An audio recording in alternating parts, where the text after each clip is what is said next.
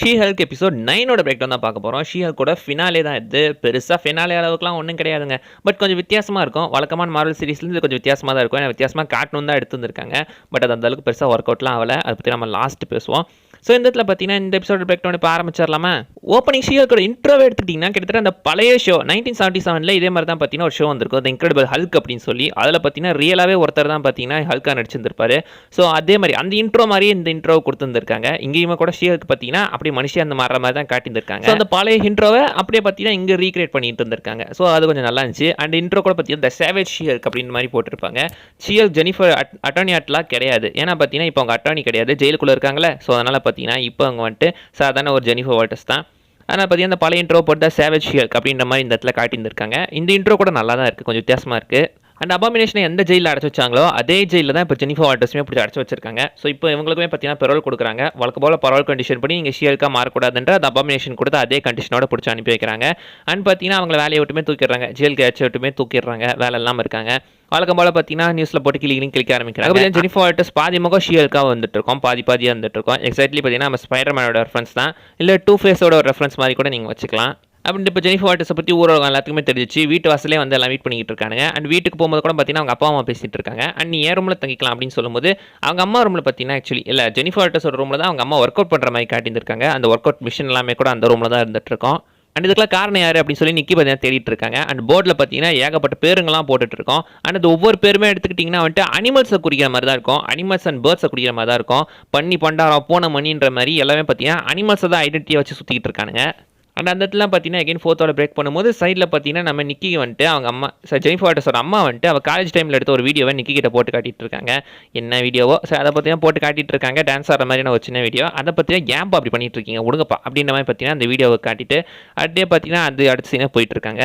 சீனுக்கு கிரிஞ்சு பண்ணிக்கிட்டு இருக்காங்க. நியூஸ் மீடியா என்ன எல்லாத்துலேயும் போட்டு ஷீ ஹல்க்கு கிழிச்சிட்டு இருக்காங்க. போய் நிம்மதியாக தூங்கலாம் அப்படின்னு சொல்லி ரூமுக்கு போகும்போது அங்கே பார்த்தீங்கன்னா பேக்ரவுண்டில் வாய்ஸ் ஓவர் ஓடிக்கிட்டு இருக்கு. எகைன் ஒரு ஃபோர்த் பிரேக்கு. இது ஒன்றும் பழைய ஷோ இல்லடா, இது ஏன் ஷோ, இங்கே வாய்ஸ் ஓவர்லாம் கிடையாது அப்படி மாதிரி மென்ஷன் பண்ணியிருப்பாங்க. வீரோ டூ தட்டின்ற மாதிரி மென்ஷன் பண்ணிட்டு சரி இப்போ ஹல்க்கு கிட்ட பேசலாம் அப்படின்னு சொல்லும்போது ஹல்க்கும் பூமியில் இல்லை, அபாமினேஷன் கிட்ட பேசலாம் அப்படின்னு சொல்லும்போது ஆக்சுவலி அவருமே பார்த்தீங்கன்னா இப்போ வந்துட்டு அவர் வைஃபை இல்லாத இடத்துல தானே இருக்காரு.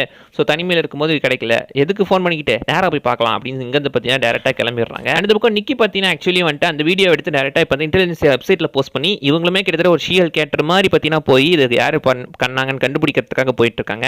அண்ட் அங்கே தான் பார்த்தீங்கன்னா ஒரு ஃபேக் ஐடியா கிரியேட் பண்ணி இந்த வீடியோமே போட்டு விட்டு டேரெக்டாக பார்த்தீங்கன்னா பக் மூலமாக அந்த இடத்துக்குள்ளே போகலாம் அப்படி மாதிரி பிளான் பண்ணிக்கிட்டு இருக்காங்க. ஏன்னா பார்த்தீங்கன்னா அங்கே இருக்கிறவங்க எல்லாருமே female haters, so female super hero haters. So buck மூலமாக அந்த இடத்துக்குள்ளே போனால் கரெக்டாக இருக்கும் அப்படின்றதுக்காக பக்கு காமிச்சு பார்த்தீங்கன்னா அந்த இடத்துக்கு போயிட்டு இருக்காங்க. அந்த இடத்துல நம்ம ஷீ ஹல்க்குமே பார்த்தீங்கன்னா அபாமினேஷன் இருக்கிற இடத்துக்குமே போயிடுறாங்க. எமில் பிளான்ஸுக்கு இருக்கிற இடத்துக்கு போயிட்டு அந்த இடத்துல பார்த்தீங்கன்னா அந்த ரெக்கிங் க்ரோட ஒரு மெம்பர் தான் இருக்கான்.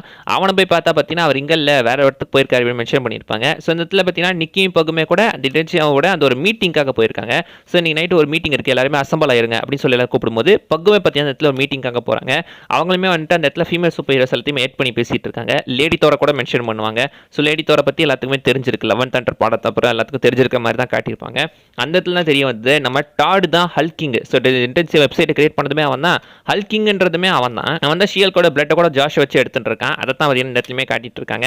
அண்ட் நீங்கள் பார்த்தீங்கன்னா எல்லாருமே கிட்ட ஹேட் பண்ணுற மாதிரி தான் பேசிகிட்டு இருக்கும்போது டக்குன்னு உங்களுக்கு இன்னொருத்தர் இன்ட்ரடியூஸ் பண்ணுறேன் அப்படின்னு சொல்லி அபாமினேஷன் இன்ட்ரடியூஸ் பண்ணுவாங்க. ஆக்சுவலி மனுஷன் பார்த்தீங்கன்னா பொருள் கண்டிஷன் படி இப்போ ஒரு அபாமினேஷனாக மாறக்கூடாது, அவர் எமில் பிளான்ஸ்க்கே தான் இருக்கணும். பட் அபாமினேஷனாக மாற மாதிரி தான் காட்டியிருந்திருக்காங்க.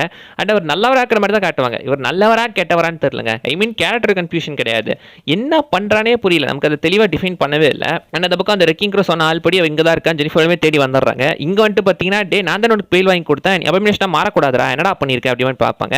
அண்ட் அங்கே தான் பார்த்தீங்கன்னா ஹல்க்கு டாட் தான் ஹல்கிங் அப்படின்றதுமே ரிவீல் ஆகுது. அவன் பார்த்தீங்கன்னா ஜாஷ் மூலமாக எடுத்து அந்த யூஸ் பண்ணி அவன் பார்த்தீங்கன்னா இப்போ ஒரு ஹல்கா மாறிக்கிட்டு இருக்கான். ஐ மீன் ஹல்குன்னு கிடையாது, காமிக்ல ஆக்சுவலி பார்த்தீங்கன்னா இந்த மாதிரி தான் நடந்திருக்கும். ஆனால் அவன் ஹல்கா மாதிரி இருக்க மாட்டான், ஒரு வித்தியாசமான மிருகம் மாதிரியும் ஒரு பீஸ்ட் மாதிரி மாறிட்டு இருந்திருப்பான். பட் இந்த இடத்துல கம்ப்ளீட்டாக மாற்றிட்டு இருக்காங்க. இந்த இடத்துல பார்த்தீங்கன்னா நம்ம அபாமினேஷன் கூட ஷீ ஹல்க்கை காப்பாற்றுற மாதிரி தான் காட்டியிருப்பாங்க. என்ன நடக்குதுன்னே புரிய மாட்டேங்குது, என்ன அளவு போகுதுன்னே ஒன்றும் புரியல.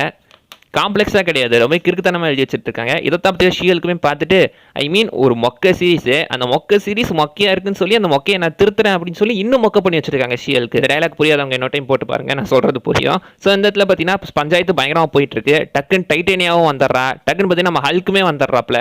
இது ரிலீஸ் ஆன அடுத்த ஒரு மாதத்துக்கு இதுதான் பேச்சுனா ஐ மீன் பல இன்க்ரெடிபிள் ஹல்க் கூட கம்பேரிசன் பண்ணிட்டு இருந்தாங்க. ஏன்டா அந்த ஃபைட் எங்கே இருக்குது, இந்த ஃபைட் எங்கே இருக்குது, என்னடா பண்ணிட்டு இருக்கீங்க அப்படின்ற மாதிரி கம்ப்ளீட்டாக பார்த்தீங்கன்னா மாரலை வச்சு செஞ்சுட்டு இருந்தாங்க எல்லாம். ஏன்னா இதுதான் உங்கள் எண்டிங்க, இப்போ நான் முடிக்கிறேன் பாடுற எண்டிங் அப்படின்னு பார்த்தீங்கன்னா அங்கே அவங்க ஃபோர்த் வால் பிரேக்கிங் பண்ணுற மாதிரி காட்டியிருப்பாங்க. இது ஒரு பக்காவான ஃபோர்த் வால் பிரேக்கிங். இந்த எபிசோட்லேயே ஒரு புரியான விஷயம்னா அந்த ஃபோர்த் வால் பிரேக்கிங் தான் ஒரு பர்ஃபெக்ட் ஃபோர்த் வால் பிரேக்கிங். காமிக்லேயே பார்த்தீங்கன்னா டெட்பூலுக்கு முன்னாடி ஃபோர்த் வால் பிரேக் பண்ணுவாங்க ஷியாலுக்கு தான். ஆனால் அதை பார்த்தீங்கன்னா இந்த இடத்துல சூப்பராக ஃபோர்த் வால் பிரேக் பண்ணுற மாதிரி காட்டியிருப்பாங்க.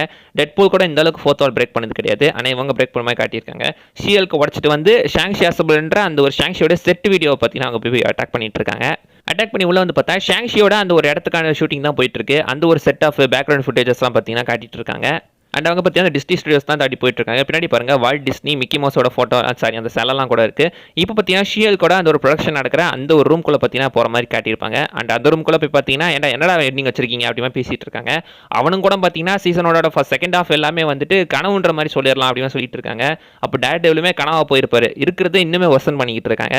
இதை மார்வலே கலாச்சிக்கிட்டு இருக்காங்க. ஸோ ஏன்டா அப்பெல்லாம் பண்ணுறீங்க அப்படின்னு கேட்கும்போது நாங்கள் பண்ணல, கெவின் தான் பண்ண சொன்னார், அவர் சொல்கிறத வச்சு தான் நாங்கள் பண்ணிட்டு இருக்கோம் அப்படின்னு சொல்லி கெவினை மீட் பண்ண போகிறாங்க. அப்சல்யூட்லி கெவின் ஃபைகன் தானே எல்லாம் நினச்சிட்டு இருப்பீங்க இந்த எபிசோட் ரிலீஸ் ஆன சமயத்தில்.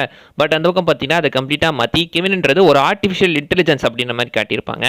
ஸோ அந்த வேலை பார்த்தீங்கன்னா அந்த மார்வல் ஸ்டுடியோஸை காட்டுறாங்க. அந்த மார்வல் ஸ்டுடியோஸோட லோகோ, இந்த பக்கம் பின்னாடி அயன்மேனோட சூட்டு, அந்த ஏரியான்னு சொல்லிட்டு எல்லாத்தையுமே காட்டுறாங்க. பார்க்கறதுக்கு அந்த இடம் கொஞ்சம் நல்லா தான் இருக்குது, சூப்பராக இருக்குது.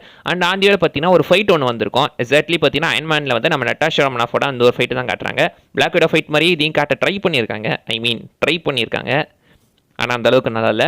உள்ள போய் பார்த்தா தான் தெரியுது கெவின் பார்த்தீங்கன்னா ஆக்சுவலி வந்துட்டு ஒரு ஆர்டிஃபிஷியல் இன்டெலிஜென்ஸ். இதுவுமே கிட்டத்தட்ட நம்ம அயன்மேனோட அந்த ஒரு ஜார்விஸ் மாதிரி தான். Knowledge enhanced visual inter connectivity nexus. அதாவது இந்த மார்வல் ஸ்டுடியோஸோட சிஇஓ அந்த கெவின் ஃபைகே இவங்களே கலாச்சிக்கிறாங்க. ஷீஹலுக்கு பார்த்தீங்கன்னா கிட்டத்தட்ட நம்மள ஒருத்தங்க மாதிரி ரெப்ரசென்ட் பண்ண ட்ரை பண்ணியிருக்காங்க. நாம் என்னெல்லாம் கேட்கணும்னு நினைக்கிறோமோ அதை ஷீஹல் கேட்குறா அப்படின்னு மாதிரி காட்ட ட்ரை பண்ணியிருக்காங்க. பட் அது அந்த அளவுக்கு ஒர்க் அவுட் ஆகலை. அங்கே தான் பார்த்தீங்கன்னா கிளைமேக்ஸை மாற்றுங்க, மொத்தமாக இதெல்லாம் மாற்றுங்க, இதெல்லாம் நல்லா இல்லை, அவனுக்கு ஹல்கிங் பவர்லாம் கிடைக்க வேணாம், அதை தூக்குங்க, அப்போ ஹல்கிங் இந்த பக்கம் வர வேணாம், அதை தூக்குங்க அப்படின்னு சொல்லுவாங்க. ஸோ ஹல்க்கு சக்காரில் என்ன பண்ணாருன்னு கதை சொல்லும் போது அதை மூவிக்காக வச்சுக்கோங்க அப்படி மென்ஷன் பண்ணியிருப்பாங்க.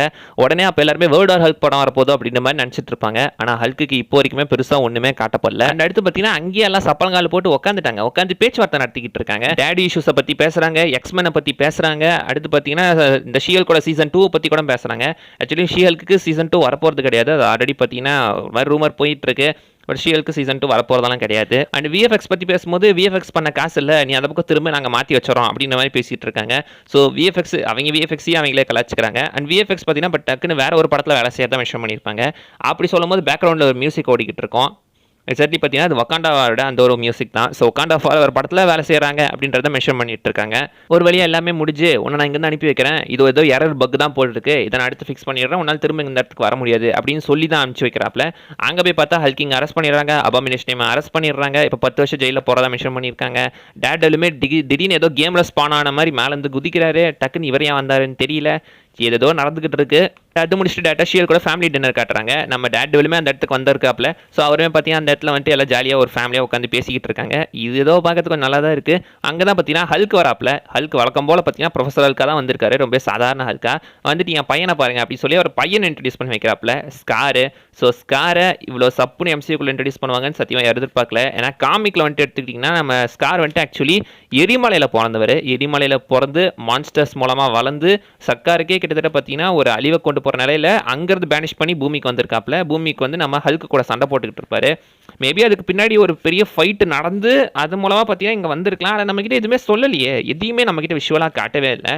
ஸோ இந்த இடத்துல பார்த்தீங்கன்னா ஏதோ ஒரு பச்சை புல்லன்ற மாதிரி தான் காட்டிருக்காங்க. லிட்டரலாக ஒரு பச்சை புல்லன்ற மாதிரி தான் இருக்காப்ல நம்ம ஸ்காரு. அண்ட் கிட்டத்தட்ட இதையுமே நீங்கள் ஒரு டேடி இஷ்யூவை வச்சுக்கலாம். இதுக்கு முன்னாடி தான் டேடி இஷ்யூ மென்ஷன் பண்ணியிருப்பாங்க. ஸோ அவங்களே பார்த்தீங்கன்னா ஆல்ரெடி டேடி இஷ்யூன்னு மென்ஷன் பண்ணிட்டாங்க. இந்த இடத்துலையுமே அந்த டேடி இஷ்யூவை காட்ட வேணாம் அப்படின்றதுக்காக பாசிபிளி பார்த்தீங்கன்னா ஹல்க் நம்ம ஸ்காரை கொட்டு ஒரு சமாதானம் பண்ணி கூட்டு வர ஒரு பையன்ற மாதிரி காட்டியிருக்கலாம். அந்த டேடி இஷ்யூவை இந்த இடத்துல காட்ட வேணாம்னு நினச்சிருக்கலாம். ஆனால் காமிக்கில் நம்ம ஹல்க்குக்கும் ஒரு பையன் ஸ்காருக்குமே ஒரு டேடி இஷ்யூ இருக்க தான் செய்யுது. பாசிபிளி அதை மென்ஷன் பண்ணுற மாதிரி கூட இருக்கலாம். ஆல்ரெடி டேடி இஷ்யூ வேணான்னு சொல்லிட்டு நாமளே அதை காட்டுற மாதிரி ஆயிடக்கூடாது அப்படின்றதுக்காக பார்த்தீங்கன்னா பாசிபிளி அதை காட்டாமல் வச்சுருந்துருக்கலாம். அதோட பார்த்தீங்கன்னா அதுவுமே முடிஞ்சிருது. அடுத்து லாஸ்ட்டாக பார்த்தீங்கன்னா மிஷியலுக்கு வந்துட்டு இப்போ எகைன் ஒரு வக்கீலாக கோர்ட்டுக்குள்ளே போகிற மாதிரி காட்டும் போது மற்றவங்களுக்கு பிரச்சனைனா நான் வருவேன் அப்படின்னு சொல்லுவாங்க. அப்போ பார்த்தீங்கன்னா நீங்கள் ஜெனிஃபரா வருவீங்களா ஷியலுக்காக வருவீங்களான்னு கேட்குறதோட இந்த சீரிஸை முடிக்கிறாங்க. ரொம்பவே ஒரு வேகான சீரிஸ் தாங்க. பெருசாக நீங்கள் ஆஹா உகன்னு சொல்கிற அளவுக்கு ஒன்றுமே இருக்காது. சப்பான ஒரு சீரிஸ் தான். அதுக்கு முக்கியமான காரணம் இவங்ககிட்ட இந்த எபிசோட சீரியஸாகவே எழுதுற ரொம்ப காமெடியாக எழுதிக்கிட்டு இருக்காங்க. காமெடின்றதை தாண்டி பல இடத்துல கிரிஞ்சாக போயிட்டு இருந்திருக்கு. நிறைய ஃபில்லர் எபிசோடு, தேவையில்லாத சீனு அண்ட் அந்த மாதிரி தான் போயிட்டுருக்கு. இந்த சீரிஸில் சீரிஸில் ஒரு கதைன்னே நீங்கள் சொல்ல முடியாது. கதைனா வந்துட்டு நம்ம ஷீல்கோட பிளட்டை திருடி அதை மூலம் ஒரு மாதிரி கதைன்னு எடுத்துக்கிட்டிங்கன்னா அதையும் கடைசியில் மொத்தமாக மாற்றிருந்துருப்பாங்க. எதையுமே அவங்க சீரியஸாகவே எடுக்கல, ரொம்ப சப்பையாக தான் எடுத்துகிட்டு இருந்திருக்காங்க. அண்ட் போஸ்ட் கிரெடிட்ல பார்த்தீங்கன்னா வாங் வந்துட்டு அபமினேஷனை கூட்டு போகிற மாதிரி காட்டுவாங்க. எது கூட்டு போகிறாரு தெரியாது, ஆனால் கூட்டு போகிற மாதிரி காட்டியிருப்பாங்க. இதோட கனெக்ஷன் பிரேவ் நியூ வேர்ல்டில் வரும் அப்படின்ற மாதிரிலாம் ரூமர் போய்கிட்டு இருந்துச்சு. ஆனால் அதுக்கு சம்மந்தமே கிடையாது. ஸோ அவ்வளோதாங்க. இந்த ஷியல்கை பற்றி குறை சொல்லணும்னா சொல்லிக்கிட்டே இருக்கலாம். ஆனால் வக்காண்டா ஃபார்வர் வேறு அடுத்து வரப்போகுது, அதுக்கும் நான் பிரேக் டவுன் போகணும்ல. ஸோ நான் போய் அடுத்த அந்த வேலையை போய் ஆரம்பிக்கிறேன். அவ்வளோதான். எனக்கு தெரிஞ்சு பார்த்தீங்கன்னா வக்காண்டா ஃபார்வர் அடுத்து வந்துட்டு நம்ம 2 special presentation, Guardians of Galaxy, Werewolf by night, குரூட்டுக்கான ஒரு மினி சீரிஸ், இதெல்லாம் பிரேக் டவுன் பண்ணுறேன்னா ஃபேஸ் 4 முடிஞ்சுது. நான் போய் அந்த வேலையை பார்க்குறேன். அடுத்த வீடியோவில் பார்க்குற வரைக்கும் பை பாய். வக்காண்டா ஃபார்வர் பிரேக் டவுனில் மீட் பண்ணுவோம்.